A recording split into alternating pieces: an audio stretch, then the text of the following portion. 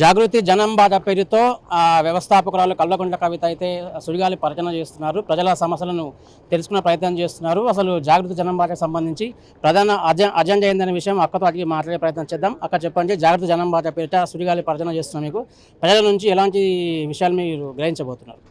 అంటే ప్రధానంగా సమస్యలు ఎక్కడున్నాయి అక్కడికి వెళ్తున్నామండి. ఉదాహరణకి ఇప్పుడు మనం నిజాం సాగర్కి వచ్చినాం. ఇది మన జాతి సంపద, దీన్ని కాపాడుకోవాల్సినటువంటి అవసరం ఉంది. దీని మీద ప్రభుత్వం శ్రద్ధ పెట్టడం లేదు. కొంచెం శ్రద్ధ పెడితే 40-50 కోట్ల రూపాయలు సీజన్కి మిగులుతాయి. ప్రాజెక్ట్ ఎప్పటికి ఉండిపోతుంది. ఇప్పటికే 100 ఏళ్ళు దాటినటువంటి ప్రాజెక్ట్ కాబట్టి అనేకమైన జాగ్రత్తలు తీసుకోవాల్సిన అవసరం ఉంటుంది. సో అట్లా చాలా సమస్యలు, ప్రజల మధ్యలో ఉన్నటువంటి సమస్యలు, ప్రభుత్వాలు పట్టించుకున్నటువంటి సమస్యలు, వాటి మీద పోరాటం చేస్తూ ఉన్నాం. అంటే జాగృతి జనం బాట పేరిట కవితక్క ప్రజలకు వెళ్ళేటటువంటి క్రమంలో ఎలాంటి పరిణామాలు గ్రహించబోతున్నారు? ప్రధానంగా రాష్ట్ర చాలా మందికి ఒక విశ్వాసం వచ్చింది, ఎవరన్నా మా దిక్కు నిలబడి అడిగేటోళ్ళు ఉన్నారని. ఇప్పుడు మీరు చూసినట్టయితే ఉదాహరణకి ఇందాక మనం వస్తుంటే తొవ్వలు ఆపిరు. ఎందుకు ఆపిరు? బస్ స్టాండ్ దగ్గర ఆపి వాళ్ళ సమస్యలు చెప్తారట, మనకి పోంగా ఆగాల్సి వస్తుంది అక్కడ. సో అంటే వాళ్ళకి ఒక కాన్ఫిడెన్స్ అన్నట్టు, వీళ్ళు వచ్చిండ్రు జాగృతి వాళ్ళంటే సీరియస్గా అధ్యయనం చేస్తారు, సీరియస్గా వెంటబడతారు, సీరియస్గా ఎవరినైనా నిలదీస్తారు, అవసరమైతే ధర్నాలు చేస్తారు, అవసరమైతే లొల్లి పెడతారు, కానీ పని చేస్తారని ఒక కాన్ఫిడెన్స్ ఉంది.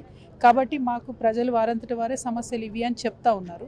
సో ఆ సమస్యల్ని ప్రభుత్వాల దృష్టికి తీసుకెళ్ళి వాటిని పరిష్కరించాలని వచ్చినాం. ఇవాళ పొద్దున్న చూసినటువంటి నాగమడుగు ప్రాజెక్టు కావచ్చు, ఇప్పుడు ఉన్నటువంటి నిజాం సాగర్ కావచ్చు, ఇంకా అనేక చిన్న సమస్యలు, హాస్పిటల్స్ బాగాలేకపోవడం, స్కూల్స్ బాగాలేకపోవడం, ప్రజలకు అందాల్సిన సౌకర్యాలు ప్రజలకు అందకపోవడం, వీటన్నిటి మీద కూడా మేము నిలదీస్తాం ప్రభుత్వం. నిజాం సాగర్ ప్రాజెక్టు సుదీర్ఘ దశాబ్ద కాలాల హిస్టరీ ఉన్నప్పటికీ కూడా ప్రభుత్వాల నిర్లక్ష్యం మాటున నిర్లిప్తత కొనసాగినటువంటి నేపథ్యంలో మీరు ఏం డిమాండ్ చేయదలుచుకున్నారు? అంటే ప్రధానంగా ఒకటండి, మన నిజాం సాగర్ ప్రాజెక్టు మనకు నిజాం ఉన్నప్పుడు కట్టించినటువంటి ఒక పెద్ద గొప్ప ఆస్తి. దాన్ని కాపాడుకుంటే ఇప్పుడు ఉన్నటువంటి 60,000 ఎకరాలకు కాదు, ఒరిజినల్గా 3 లక్షల ఎకరాలకు నీళ్ళు పారడానికి సిద్ధం చేసిన ప్రాజెక్టు.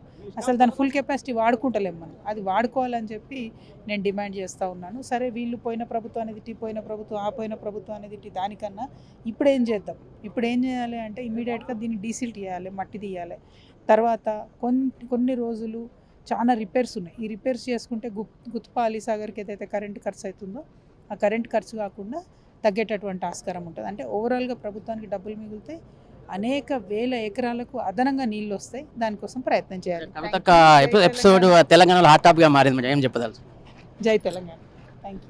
సో మొత్తం విషయం కదా, జాగృతి జనం బాట పేరిట కవిత సుడిగాలి పర్యటన చేస్తున్నారు. రాష్ట్ర వ్యాప్తంగా సుడిగాలి పర్యటన చేస్తూ ప్రజా సమస్యల మీద ఫోకస్ పెట్టి వాటికి పరిష్కార మార్గాలను వెతుకునే ప్రయత్నం చేస్తున్నామని ఆమె చెప్తున్నటువంటి పరిస్థితి మనం చూస్తున్నాం. గత కొంతకాలంగా ఆమె పర్యటన మాత్రం ఇంకా కొనసాగుతున్నటువంటి పరిస్థితి మనం చూస్తున్నాం. ప్రజా సమస్యలను వెలికి దిశగానే అడుగులు వేస్తున్నామంటూ కవిత చెప్తున్నటువంటి పరిస్థితి. Over to studio.